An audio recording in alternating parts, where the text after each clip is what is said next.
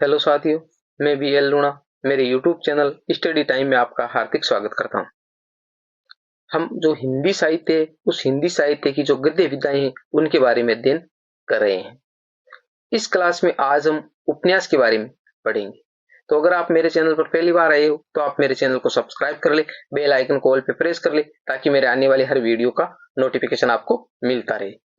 हिंदी मैंने टेलीग्राम पे अपलोड कर दी है, अगर आप उसको लेना चाहे तो आप ले सकते हो। हिंदी साहित्य का इतिहास भी कंप्लीट होने वाला है। जैसे ही कंप्लीट होगा इसके नोट्स भी मैं आपको टेलीग्राम पे उपलब्ध करवा दूंगा। अब बात करें हम उपन्यास की, यानी उपन्यास क्या है। तो उपन्यास की जो अलग अलग जो विद्वान है, उन अलग अलग विद्वानों ने अलग अलग तरह की परिभाषाएं दी है। तो पहले वो परिभाषाएं देख लेते हैं, क्योंकि अक्सर एग्जाम में इन परिभाषाओं से संबंधित क्वेश्चन पूछे जाते हैं। तो उपन्यास जो विधा है, उस उपन्यास विधा है, यह हिंदी गद्य साहित्य की आधुनिक विधा है। आधुनिक का मतलब जो वर्तमान है, यानी ये पुराने टाइम में नहीं थी, ये जो आधुनिक विधा है यानी एक नई विधा है गद्य साहित्य के अंदर। पद्य में नहीं, गद्य में उपन्यास। उपन्यास की प्रमुख परिभाषाएं, यानी अलग अलग विद्वानों ने जो अलग अलग परिभाषाएं दी, उन परिभाषाओं के बारे में हम देख लेते हैं। तो डॉक्टर श्याम सुंदर दास है, उन्होंने उपन्यास को क्या माना है।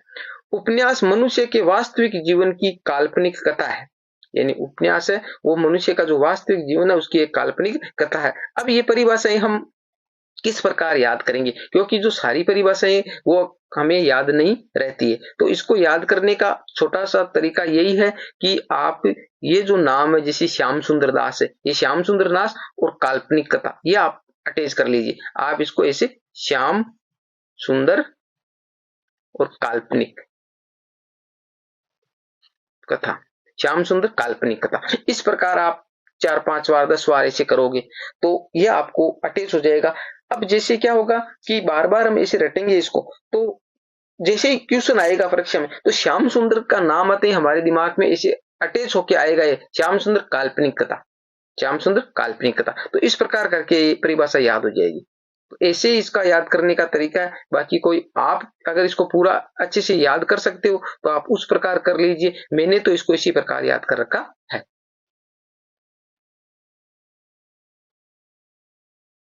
इसके बाद में आता है मुंशी प्रेमचंद, जो उपन्यास सम्राट है, यानी बहुत सारे उपन्यास इन्होंने लिखे हैं और इनके उपन्यास का एक कालक्रम भी बना है, यानी मुंशी प्रेमचंद से पूर्व का काल, मुंशी प्रेमचंद युगीन काल और प्रेमचंद के पश्चात काल, यानी इनके नाम से ही उपन्यास का काल विभाजन किया गया है। तो ये बहुत बड़े उपन्यासकार है और बहुत ही शानदार उपन्यास इन्होंने लिखे हैं।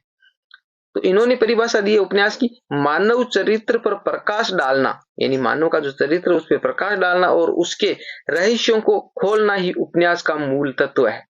यानी मानव का जो चरित्र होता है, यानी मानव का किस प्रकार का चरित्र, उस पर हम प्रकाश डालते हैं और उसके जो रहस्य होते हैं उनको खोलते हैं, यही मूल तत्व है किसका, उपन्यास का। इन्होंने उपन्यास को मानव चरित्र का आख्यान कहा है। तो आप यहां से आपको अटैच कर लीजिए मुंशी प्रेमचंद यानी मानव चरित्र का आख्यान, मुंशी प्रेमचंद मानव चरित्र का आख्यान। तो इस प्रकार करके आप अटैच कर लीजिए और इसको याद कर लीजिए। फिर बात करें डॉक्टर गणपति चंद्र गुप्त, यानी डॉक्टर गणपति चंद्र गुप्त है, उसने उपन्यास को क्या माना है। तो इनकी परिभाषा है, उपन्यास गद्य का नवविकसित रूप है, यानी जो गद्य है, हमारा गद्य साहित्य है, जो वर्तमान काल यानी आधुनिक काल है उसमें हम गद्य पढ़ रहे हैं, तो उस गद्य का क्या विकसित नवविकसित रूप है, जिसमें कथा वस्तु, चरित्र चित्रण, संवाद आदि तत्वों के माध्यम से यथार्थ और कल्पना मिश्रित कहानी आकर्षक शैली में प्रस्तुत की जाती है। यानी इसमें यथार्थ यानी हकीकत भी होता है और कल्पना, दोनों का मिश्रण, कल्पना का और हकीकत का एक मिश्रण करके एक मानव से जो मानव का चरित्र, विषय वस्तु, जो संवाद होते हैं उनका एक जगह करके आकर्षक शैली में जो प्रस्तुत की जाती है वही क्या है, उपन्यास है। तो गणपति चंद्र गुप्त ने कहा है आकर्षक शैली में, यानी जैसे कल्पना, यथार्थ और कल्पना मिश्रित, यथार्थ और कल्पना मिश्रित, यहां से इसको दो नाम पकड़ लीजिए, ठीक है, यथार्थ और कल्पना मिश्रित, ये हो जाएगा गणपति चंद्र गुप्त की।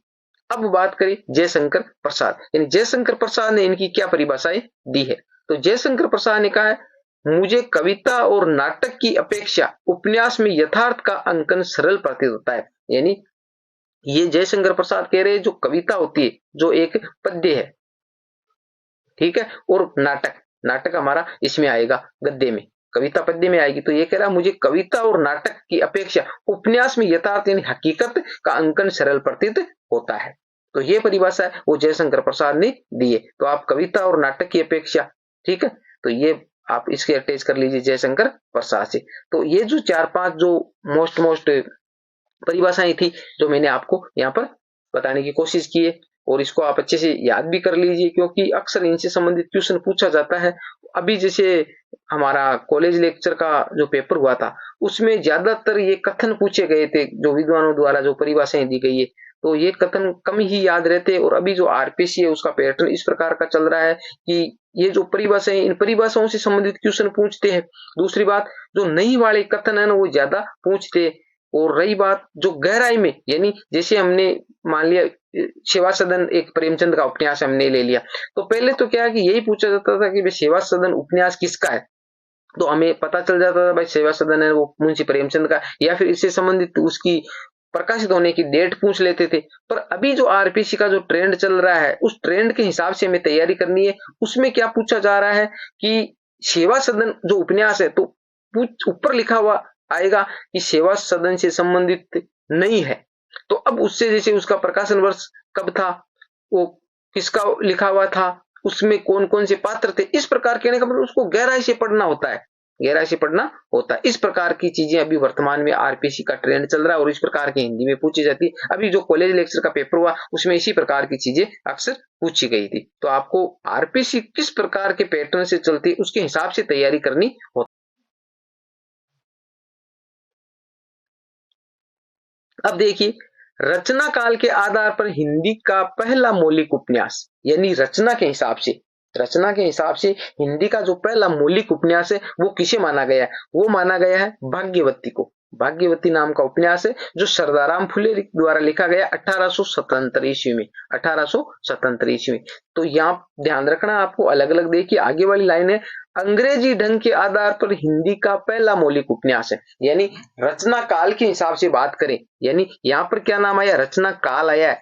तो यह क्वेश्चन को आपको वहां पर क्वेश्चन आए तो पूछा क्या गया है उसके हिसाब से उत्तर देना होता है। तो उसको अच्छे से आपको पढ़ना होता है कि रचना काल के हिसाब आधार पर आपको हिंदी का पहला मौलिक उपन्यास पूछे तो भाग्यवती होता है सरदाराम फुलेरी जो 1877 ईस्वी में रचित है। और अंग्रेजी ढंग के आधार पर हिंदी का पहला मौलिक उपन्यास है वो हमारा है परीक्षा गुरु जो लाला श्रीनिवास दास द्वारा रचित है 1882 ईस्वी, 1882 ईस्वी। तो अब देख लीजिए, अंग्रेजी ढंग की बात आए उससे आधार पर मौलिक उपन्यास पूछे तब तो 1882 ईस्वी है, और रचना काल के हिसाब से पूछे तो हमारा भाग्यवती 1877 ईस्वी, क्योंकि 1877 पहले आती है तो ये पहले रचित हो गया था और ये बाद में था। तो काल के हिसाब से भाग्यवती है और अंग्रेजी ढंग के हिसाब से हमारा परीक्षा गुरु है। उसके बाद में सर्वमान्य मतानुसार हिंदी का सर्वप्रथम मौलिक उपन्यास, यानी सभी ने माना है, सबका मानना क्या है कि भाई हिंदी का मौलिक उपन्यास कौन सा है, तो वो हमारा है परीक्षा गुरु लाला श्रीनिवास दास द्वारा 1882। तो अंग्रेजी ढंग की बात करें और सर्वमान्य मत की बात करें तब तो हमारा परीक्षा गुरु होगा 1882 ईस्वी, और रचना काल की बात करें तब हमारा पहला उपन्यास है वो भाग्यवती होगा जो सरदाराम फुलारी का है 1877 ईस्वी। तो ये जो माइनर सा जो इसमें अंतर है ये आपको अच्छे से याद रखना है। वहां पर अच्छे से पढ़ते नहीं है क्वेश्चन पूछा क्या है और हम सोचते हैं कि हमारा क्वेश्चन सही हो गया, घर आकर देखते हैं और वो क्वेश्चन हमारा गलत हो जाता है। तो इसलिए आपको अच्छे से देख के जाना है। आगे देखिए, में आख्यायिका शैली का प्रथम मौलिक उपन्यास, यानी हिंदी की आख्यायिका शैली में जो लिखा गया पहला उपन्यास है वो है श्यामा सौपन 1885 ईस्वी ठाकुर जगमोहन सिंह द्वारा। ठीक है, तो आख्यायिका शैली में लिखा गया प्रथम उपन्यास है श्यामा सौपन। ये सारे आपको अच्छे से याद रखना होगा अलग अलग तरीके से, क्योंकि इनसे संबंधित क्वेश्चन पूछे जाते हैं। हिंदी में प्रथम ऐतिहासिक उपन्यास कौन सा है, वो है हृदय हारिणी व आदर्श रमणी 1890 ईस्वी में किशोरीलाल गोस्वामी का, किशोरीलाल गोस्वामी का उपन्यास है जो ऐतिहासिक शैली में लिखा गया है।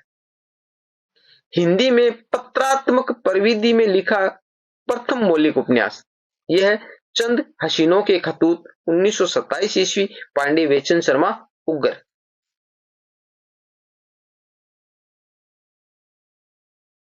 फिर आता है हिंदी का प्रथम आंचलिक उपन्यास, आंचलिक उपन्यास है मेला आंचल 1954 ईस्वी जो फणीश्वरनाथ रेणु का है। फणीश्वरनाथ रेणुका है। कुछ लोग जो हिंदी का प्रथम आंचलिक उपन्यास है वो मेला आंचल 1954 ईस्वी मानते फणीश्वरनाथ रेणु है, और कुछ लोग हैं वो आंचलिक उपन्यास है वो देहाती दुनिया को मानते हैं जो हमारा शिवपूजन साई की रचना है। ठीक है, कुछ मानते, बाकी ज्यादातर जो है वो मेला आंचल 1954 ईस्वी। हिंदी का प्रथम जीवन चरितात्मक उपन्यास झांसी की रानी 1946 ईस्वी, यानी जीवन का चरित्र किया गया जिस उपन्यास में, वो उपन्यास माना गया झांसी की रानी 1946 ईस्वी, जो वृंदावन लाल वर्मा की रचना है। फिर आता है हिंदी का पहला राजनीतिक उपन्यास, ये तो मोस्ट है, कई बार पूछा गया है। हिंदी का पहला राजनीतिक उपन्यास है प्रेमाश्रम, जो 1922 ईस्वी प्रेमचंद का है। प्रेमचंद का है 1922 ईस्वी। स्मृति शैली पर आधारित हिंदी का सर्वप्रथम उपन्यास यह है देहाती दुनिया शिवपूजन साई, यानी इसको स्मृति शैली पर भी माना गया और आंचलिक भी माना गया। यानी स्मृति शैली पर आधारित हिंदी का पहला उपन्यास है वो देहाती दुनिया शिवपूजन साई का 1926 ईस्वी में रचित है, जिसको हम आंचलिक उपन्यास भी मानते। अब आता है हिंदी में तिलिस्मी एयारी उपन्यासों के जनक, यानी तिलिस्मी एयारी उपन्यासों के जनक है वो माने जाते हैं देवकीनंदन खत्री। देवकीनंदन खत्री। और हिंदी में जासूसी उपन्यासों के जनक माने जाते हैं गोपाल राम गहमरी। एक एक लाइन एक एक क्वेश्चन का काम कर रही है, और मैंने इसके अंदर वही मैटर ऐड किया है जो परीक्षा की दृष्टि से महत्वपूर्ण है, फालतू का कचरा मैंने इसके अंदर ऐड नहीं किया है।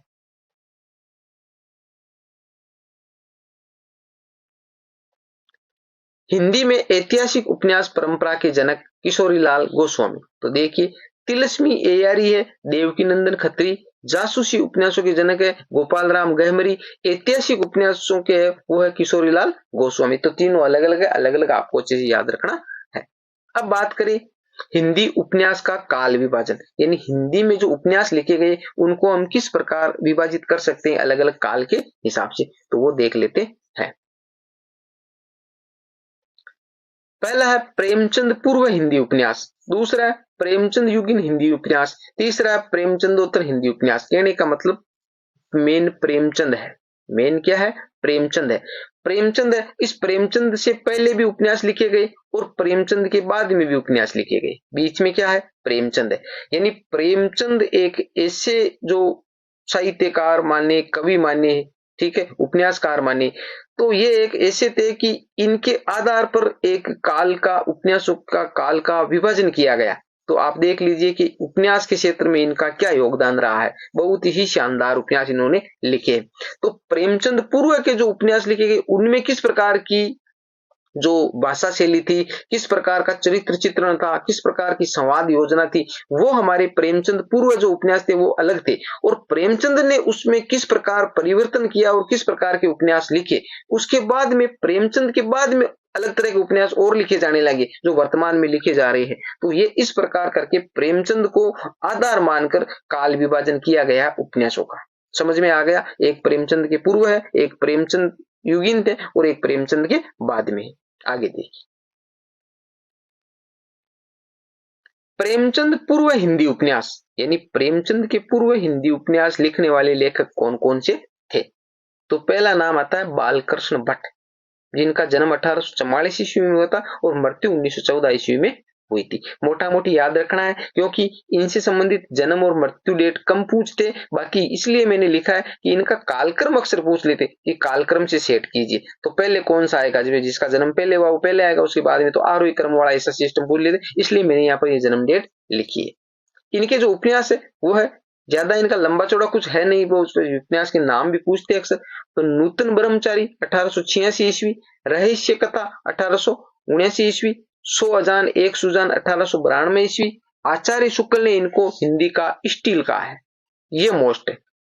बालकृष्ण भट्ट है, इस बालकृष्ण भट्ट को आचार्य रामचंद्र शुक्ल ने हिंदी का स्टील कहा है। प्रताप नारायण मिश्र है, उसको हिंदी का एडिशन कहा है आचार्य रामचंद्र शुक्ल ने।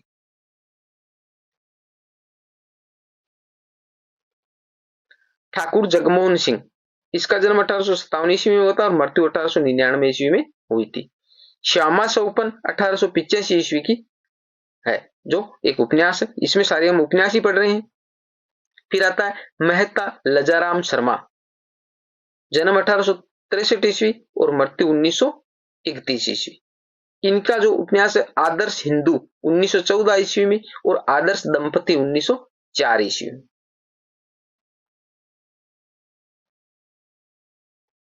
फिर राधा कृष्ण दास 1865 ईस्वी में जन्म हुआ था और 1907 ईस्वी में मृत्यु हुई थी। इनका एक उपन्यास है निस्सहाय हिंदू 1890 ईस्वी में, यही मोस्ट उपन्यास है इसका एक ही। फिर है हमारा बाबू देवकी नंदन खत्री, बाबू देवकी नंदन खत्री 1861 में जन्म हुआ था और 1913 ईस्वी में मृत्यु हुई थी। इनके उपन्यास है चंद्रकांता 1891 ईस्वी जो 4 भागों में था, चंद्रकांता संतति 1896 ईस्वी में जो 24 भागों में था।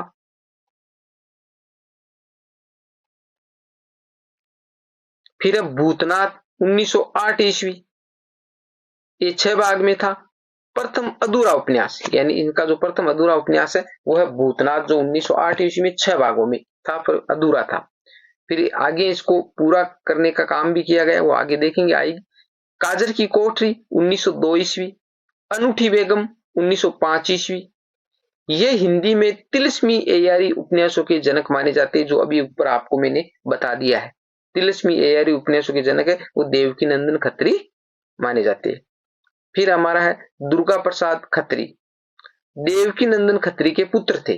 दुर्गा प्रसाद खत्री है वो देवकी नंदन खत्री है उसके क्या थे, पुत्र थे। और इन्होंने क्या किया, जो भूतनाथ उपन्यास था किसका था, 1908 ईस्वी में जो देवकी नंदन खत्री का उपन्यास था जो 6 भागों में था परंतु वो अधूरा था, तो उसको पूरा करने का काम है। फिर अंतिम 15 भाग है वो इन्होंने इसके लिखे, भूतनाथ जो उपन्यास है उसके। ये देवकी नंदन खत्री के पुत्र थे दुर्गाराम खत्री, इन्होंने इसको पूरा किया था। आगे देख किशोरीलाल गोस्वामी, किशोरीलाल गोस्वामी 1865 से 1932 ईस्वी, 1865 से 1932 ईस्वी। हृदय हारिणी व आदर्श रमणी 1890 ईस्वी। लीलावती या आदर्श सती 1901 ईस्वी। ये हिंदी ऐतिहासिक उपन्यासों के जनक माने जाते हैं, यानी किशोरीलाल गोस्वामी हिंदी ऐतिहासिक उपन्यासों के जनक माने जाते हैं। फिर आता है गोपाल राम गहमरी 1866 से 1946 ईस्वी।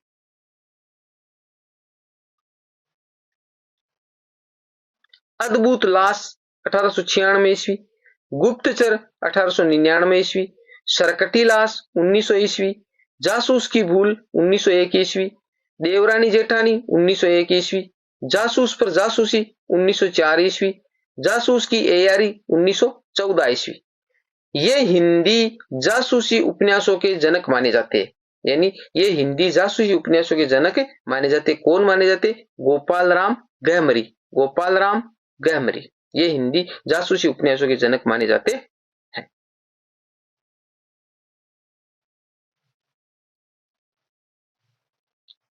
इसके बाद है अयोध्या सिंह उपाध्याय,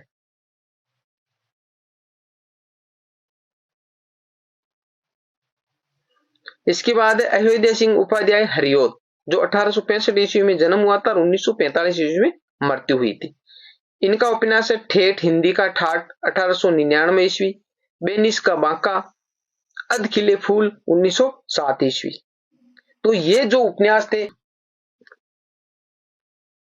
अब हम बात करें प्रेमचंद युगीन हिंदी उपन्यास। तो प्रेमचंद युगीन हिंदी उपन्यास है, इनका अध्ययन हम अगली क्लास में करेंगे।